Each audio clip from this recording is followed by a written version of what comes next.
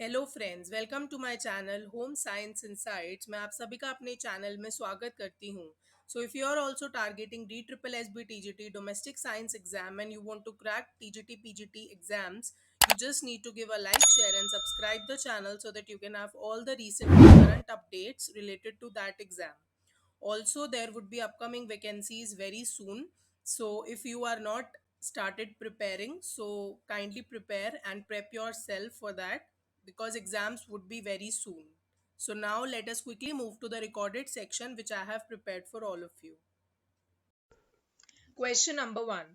The aerobic activity is used by the body for exercise. आपको बताना है कि एरोबिक एक्टिविटी क्या होती है। Aerobic system basically is used for body exercise. ठीक है, एरोबिक एक्टिविटी या एरोबिक सिस्टम को हम ये कह सकते हैं कि उसमें ऑक्सीजन का इन्वॉल्वमेंट होता है।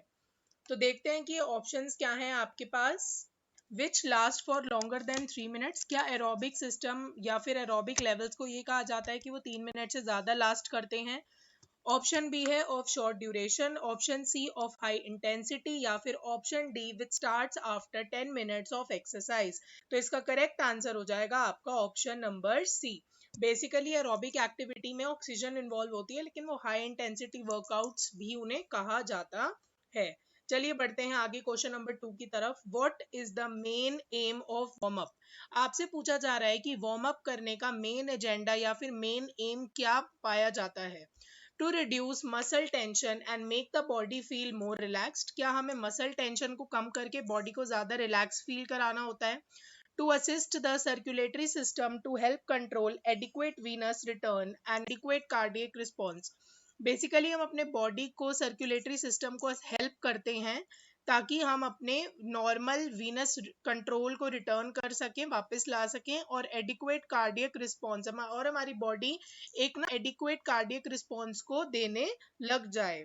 Option 3 to prepare the neuromuscular response pattern. क्या आप न्यूरोमस्कुलर रिस्पॉन्स पैटर्न्स प्रिपेयर करना चाह रहे हैं। ऑप्शन 4 है to provide a control duration of exercise at the correct levels for the correct time. तो आपका करेक्ट आंसर आ जाएगा ऑप्शन नंबर बी। बेसिकली हम उसमें सर्कुलेटरी सिस्टम को असिस्ट करते हैं ताकि हमारा वीनस कंट्रोल जो है और कार्डियक रिस्पॉन्स थोड़ा सा नॉर्मल हो जाए। इसलिए ध्यान रखिएगा एक्सरसाइज से पहले वार्म अप करना बहुत जरूरी है। What is lactic acid defined as. आपसे पूछा जा रहा है कि लैक्टिक एसिड क्या होता है। The highest volume of oxygen a person can consume during exercise. क्या लैक्टिक एसिड आप जो भी ऑक्सीजन कंज्यूम करते हैं उस बोला जाता है। A waste product of aerobic energy production. एक एरोबिक एनर्जी का वेस्ट प्रोडक्शन को बोला जाता है।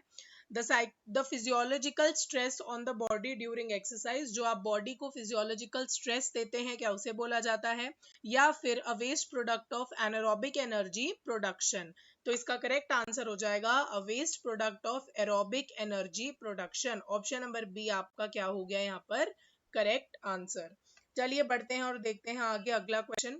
How long should a cool down in an absolute beginners class be. आपसे पूछा जा रहा है कि कूल डाउन का कितने मिनट का टाइम ड्यूरेशन होना चाहिए। जब बॉडी वार्म अप करती है सबसे पहले, फिर आप हाई इंटेंसिटी वर्कआउट्स करते हैं, उसके बाद आपको लास्ट में वार्म अप कूल डाउन करना होता है। तो वो कितनी देर का होना चाहिए। 5 मिनट्स, 10 मिनट्स, 15 मिनट्स या फिर 20 मिनट्स। अगर आप 1 घंटा एक्सरसाइज करते हैं तो आपका उसमें 10 मिनट का कूल डाउन होना ही होना चाहिए ताकि आपकी बॉडी का ब्लड प्रेशर, हार्ट रेट सब नॉर्मल लेवल्स पर अचीव हो जाए। Which exercise for the gastrocnemics muscle should you include in your routine? कौन सी एक्सरसाइज आपको अपनी गैस्ट्रोक्नेमिक्स मसल्स के लिए इंक्लूड करनी चाहिए। हील रेजेस, हील को रेज करना। टो टैपिंग, अपने टो को टैप करना।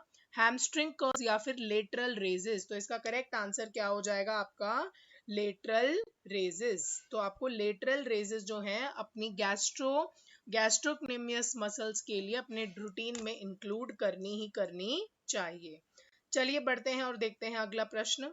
What safety precautions needs to be considered when performing exercise using stretch band। तो देखिए यहाँ पे आपसे एक प्रश्न पूछा गया था कि कौन से सेफ्टी प्रिकॉशंस हमें कंसिडर करने चाहिए जब भी हमें एक्सरसाइज परफॉर्म करनी होती है स्ट्रेच बैंड्स के साथ।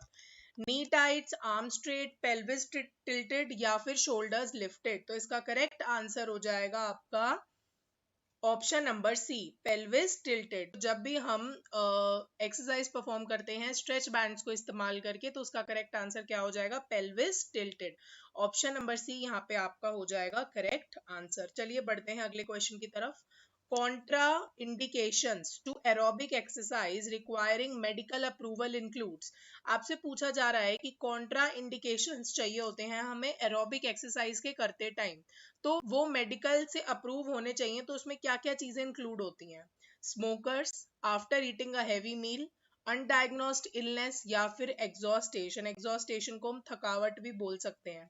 तो इसका करेक्ट आंसर हो जाएगा स्मोकर्स। देखिए, जो कॉन्ट्रा इंडिकेशंस होती हैं एरोबिक एक्सरसाइजेस के लिए, उसमें मेडिकल अप्रूवल चाहिए होता है, मतलब स्मोकर्स को एक अप्रूवल लाना पड़ता है कि वो ये एक्सरसाइज कर सकते हैं। To increase intensity of an exercise you should include the. अगर हमें इंटेंसिटी बढ़ानी है एक्सरसाइज की, तो हमें क्या इंक्लूड करना चाहिए? फीट, आर्म्स, हैंड्स, या फिर शोल्डर? तो आपको फीट इंक्लूड करने चाहिए। अगर आपको हाई इंटेंसिटी एक्सरसाइज करनी है, तो आपको काफ मसल्स या फिर अपने फीट को इंक्लूड करके एक्सरसाइजेस को करना चाहिए। What type of charge does a neutron have? Neutron have, सब जानते हैं कि न्यूट्रॉन जो है वो क्या होता है, तो उसका कोई इलेक्ट्रिकल चार्ज ही नहीं होता, वो न्यूट्रल चार्ज होता है। तो इसीलिए ऑप्शंस की तरफ देख लेते हैं। Negative charge, positive charge, and interchangeable charge, या फिर नो इलेक्ट्रिकल चार्ज। तो इसका करेक्ट आंसर हो जाएगा ऑप्शन नंबर डी, आपका करेक्ट हो जाएगा, जो कि यहाँ पे लिखा है नो इलेक्ट्रिकल चार्ज। आगे बढ़ते हैं और देखते हैं अगले क्वेश्चन को। Localised contraindications to mechanical massage includes. आपसे पूछा जा रहा है कि अगर हमें लोकलाइज्ड कॉन्ट्रा इंडिकेशंस देने होते हैं मैकेनिकल मसाज के अंदर, तो उसमें क्या क्या चीजें इंक्लूड की जाती हैं? ब्रूइजिंग, कैंसर, कंटेजियस डिजीज, या फिर thin client?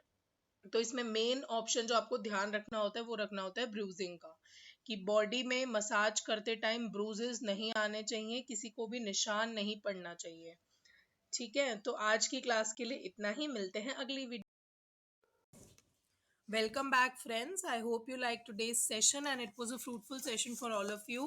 So keep subscribing the channel, kindly give a like, share, and spread the videos as much as possible so that our channel can have a lot more subscribers in the future. And these videos should actually be served to those people who really are in need of them. So please share it and we will meet in the next video. Till then, take care. Okay, bye bye.